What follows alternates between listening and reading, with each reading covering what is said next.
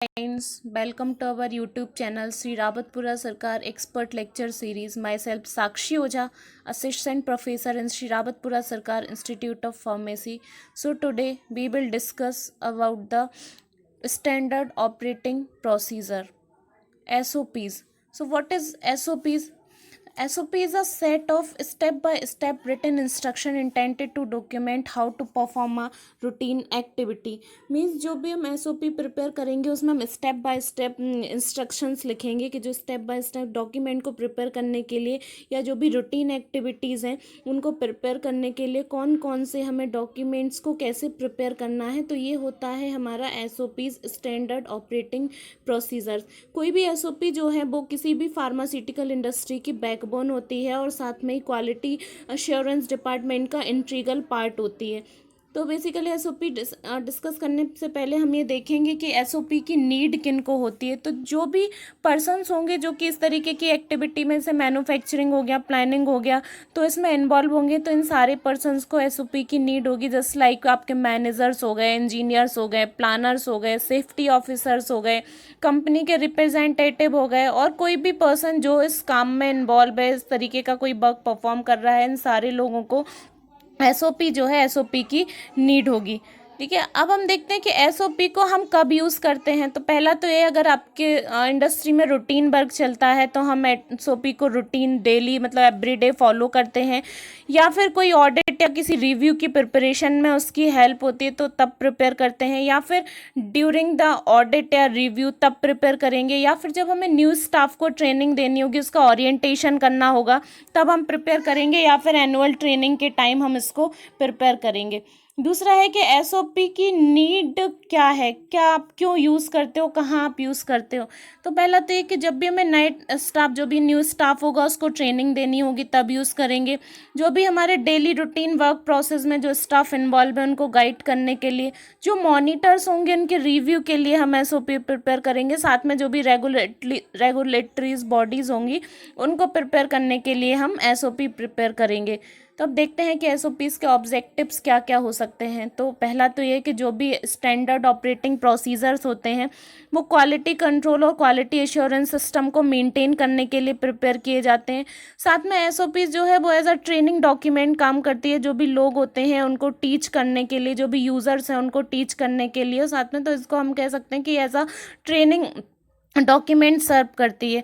साथ में जो भी कॉन्सिस्टेंट कन्फर्मेशन है जो क्वालिटी सिस्टम की, मीन्स कि जो भी आपकी डाटा क्वालिटीज़ है उसकी कॉन्सिस्टेंसी को फैसिलिटेट करने के लिए भी हम एसओपी का यूज़ करते हैं।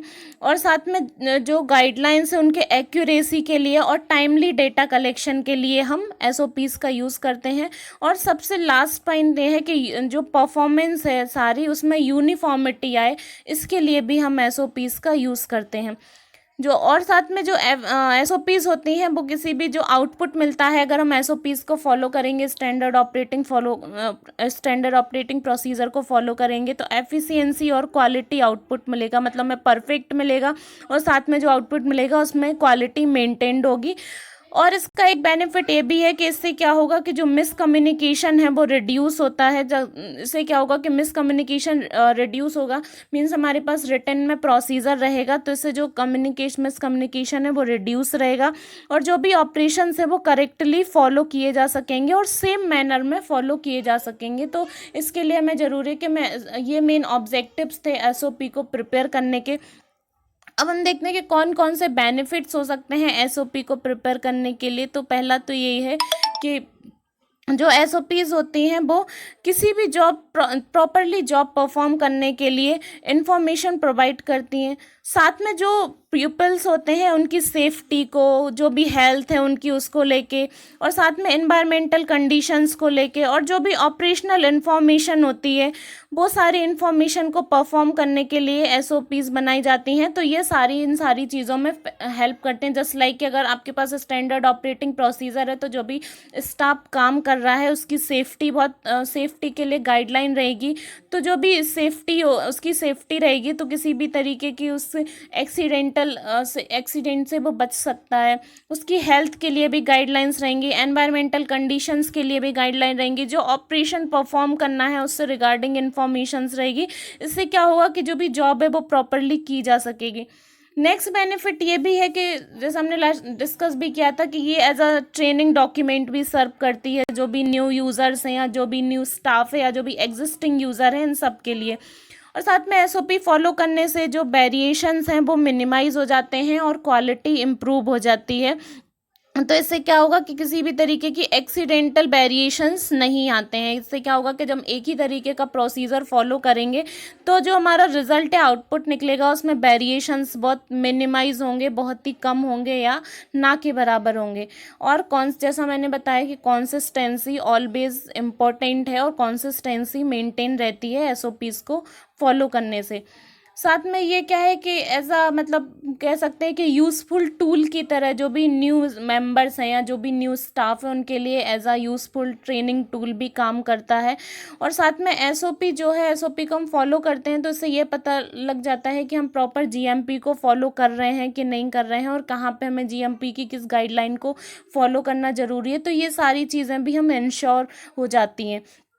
तो और नेक्स्ट लास्ट ये है कि एसओपी जो है वो क्वालिटी और कंसिस्टेंसी को ऑलवेज अश्योर करती है, जिससे पेशेंट को जो हार्म हो उनकी जो पेशेंट को हार्म होने के चांसेस हैं वो कम हो जाएं।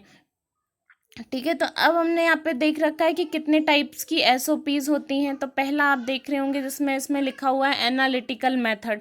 तो एनालिटिकल मेथड्स एसओपी में मीन्स जो भी आपके क्वालिटी कंट्रोल या एनालिसिस मेथड होते हैं वो इन एसओपीज़ में फॉलो किए जाते हैं। दूसरा है कि रीएजेंट की प्रिपरेशन के लिए एसओपी को फॉलो रीएजेंट की प्रिपरेशन के लिए एसओपीज़ प्रिपेयर किए जाते हैं। क्वालिटी एश्योरेंस जो भी क्वालिटी को अश्योर करने के लिए एसओपीज़ फॉलो की जाती हैं।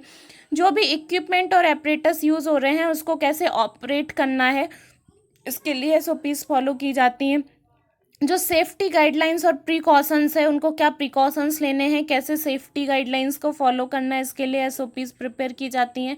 आपने जो भी सैंपल को रिसीव किया तो सैंपल को रिसीव करने से लेके उसके रजिस्ट्रेशन तक जब आपको रजिस्टर करना है उसकी पूरी जो प्रोसेस होती है उसके लिए एसओपी फॉलो की जाती है।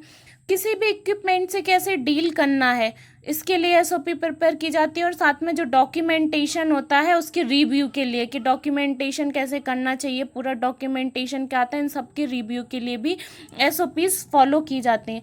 अब देखिए कि एसओपी को लिखने का तरीका क्या है, कैसे एसओपी लिखी जाती हैं। तो पहला ये है कि एसओपीज़ जो हैं वो बहुत कंसाइज होनी चाहिए, स्टेप बाय स्टेप लिखी होनी चाहिए और इजी टू रीड होनी चाहिए ताकि हर कोई उसको ईजिली समझ सके, जो भी स्टाफ है उसको ईजिली समझ सके। इन्फॉर्मेशन कॉम्प्लिकेटेड नहीं होनी चाहिए। और साथ में हम एक्टिव वॉइस ऑलवेज यूज़ करेंगे, मीन्स प्रेजेंट वर्ब टेंस ही आपको यूज़ करना है, पास्ट टेंस आपको यूज़ नहीं करना है। साथ में एसओपीज़ जो है वो सिंपल और शॉर्ट होनी चाहिए, सिंपल भी होनी चाहिए, शॉर्ट भी होनी चाहिए। अगर आप रूटीन प्रोसीजर के लिए एसओपी फॉलो कर रहे हैं तो वो शॉर्ट होनी चाहिए। और साथ में अगर आप लॉन्ग प्रोसीजर्स यूज़ कर रहे हैं तो जो एसओपी है वो मोर देन 10 स्टेप्स की होनी चाहिए और साथ में ग्राफिकल फॉर्मेट में लिखी हुई होनी चाहिए। और कोई भी अगर आपको किसी भी प्रोसीजर के लिए अगर बहुत सारे डिसीजंस की ज़रूरत है, कोई प्रोसीजर हम फॉलो कर रहे हैं उसके लिए में बहुत सारे डिसीजन की रिक्वायरमेंट है, तो उसके लिए जो एसओपीज़ होनी चाहिए वो फ्लो चार्ट में लिखी हुई होनी चाहिए। अब हम देखते हैं कि एसओपीज़ प्रिपेयर करते टाइम आपको क्या करना है और क्या नहीं करना है। तो फर्स्ट कंडीशन ये है कि जब भी आप एसओपी लिखोगे तो उसको प्रेजेंट टेंस में लिखोगे, पास्ट टेंस का यूज़ आप नहीं करेंगे। और अगर फ्यूचर टेंस का आपको यूज़ करना है तो आपके पास एक गुड रीज़न होना चाहिए, एक परफेक्ट रीज़न होना चाहिए कि आप फ्यूचर टेंस का यूज़ क्यों करना चाहते हैं। साथ में किसी भी तरीके की अनक्लियर नहीं होनी चाहिए, जो एसओपीज़ हैं वो बिल्कुल क्लियर होनी चाहिए, कंसाइज होनी चाहिए। बर्ड काउंट रिड्यूस होना चाहिए, बहुत कम से कम बर्ड काउंट होना चाहिए। मीन्स कहने का है कि जो भी हो वो शॉर्ट होनी चाहिए हमारी एसओपीज और टू द पॉइंट होनी चाहिए, बिल्कुल शॉर्ट होनी चाहिए और टू द पॉइंट होनी चाहिए। जो भी एक्सेप्शंस हैं तो एक्सेप्शंस को क्या करना है कि हाईलाइट करना है। तो आप क्या करेंगे, कोई सिंबल यूज़ करेंगे ताकि जो एक्सेप्शंस हैं वो हाईलाइट हो सकें, और साथ में ये प्रोसीजर भी लिखेंगे कि एक्सेप्शंस को कैसे हैंडल करना है। ठीक है, और साथ में अगर कोई वार्निंग है तो आपको वार्निंग को हाईलाइट करना है और वार्निंग आइकन के साथ आप उसको हाईलाइट कर सकते हैं। तो ये सब करना है जब आप एसओपी को प्रिपेयर कर रहे हैं। साथ में हम देखेंगे कि अब हमें क्या नहीं करना है एसओपी को प्रिपेयर करते टाइम, कि हमें कौन सी प्रोसीजर। तो पहला ये है कि आप मे वर्ड मे वर्ड का यूज़ आप नहीं करेंगे, आप उसकी जगह पे इफ़ पॉसिबल वर्ड का यूज़ करेंगे। इससे क्या होगा कि जो भी स्टाफ होगा उसमें कॉन्फिडेंस आएगा एसओपी को प्रिपेयर करते टाइम। मैं रिपीट कर रही हूँ कि आप कभी भी मे वर्ड का यूज़ नहीं करेंगे, मे का आप ऑलवेज यूज़ करेंगे इफ़ पॉसिबल वर्ड का। इससे क्या होगा कि जो भी ये कंडीशन इफ़ पॉसिबल का होगा तो if possible under this conditions, मतलब अगर पॉसिबल होगा इन कंडीशंस के अंदर तो आप इसको प्रिपेयर कीजिए। इस तरीके का सेंटेंस होना चाहिए, जिससे क्या होगा कि थोड़ी पॉजिटिविटी भी आएगी। नेक्स्ट हम बात करते हैं कि क्या कंटेंट होना चाहिए एसओपी का। तो सबसे फर्स्ट ये है कि जो भी कंपनी का नाम है, जो भी आपकी इंडस्ट्री का नाम है और उसका लोगो और एड्रेस क्या है, पहले ये लिखा होना चाहिए। टाइटल कौन से किस टाइप की एसओपी है ये लिखा होना चाहिए। फिर और आइडेंटिफिकेशन के लिए क्या प्रोसेस है ये लिखी होनी चाहिए। स्कोप क्या है इसके, जिस मतलब जो भी आपने ऐसे जस्ट लाइक कि हमने टैबलेट पंचिंग मशीन के लिए एक एसओपी प्रिपेयर की, तो उसका हम कैसे आइडेंटिफिकेशन करेंगे ये हम बताएंगे। क्या स्कोप है उसके ये बताएंगे, क्या रिस्पॉन्सिबिलिटीज़ हैं ये बताएंगे। साथ में जो प्रोसीजर होगा उसको हैंडल करने का वो देखेंगे। और अगर किसी भी तरीके के हमें चेंजेस करने हैं तो जो भी स्पेसिफिक चेंजेस होंगे, अगर कोई चेंजेस बाय द मॉनिटर्स या बाय द अथॉरिटी अगर कोई चेंजेस किए जाते हैं आपको वो मेंशन करने हैं, तो वो सब भी आपको लिखना पड़ेगा। तो ये हमारी टोटल एसओपी थी जो आज हमने डिस्कस की। अगर आपने अभी तक हमारा चैनल सब्सक्राइब नहीं किया है तो प्लीज़ सब्सक्राइब कीजिए। Thanks for watching.